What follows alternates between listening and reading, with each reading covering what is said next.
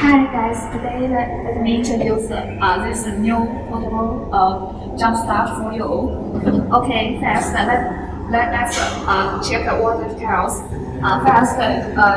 First you can see the battery capacity is 73.3 watts, and this jump start have one output port and have one input port. This input port is Type-C port, and there is a LED light, and it has three models. It's lighting model, flashlight model, and SOS model.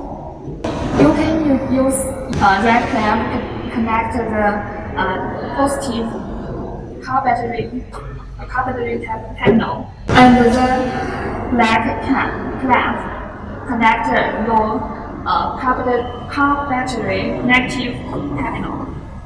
And this is a battery switch bottle. And this is a boost bottle. And this is all the details about the jump start. And if you want more information about it, just contact CARKU.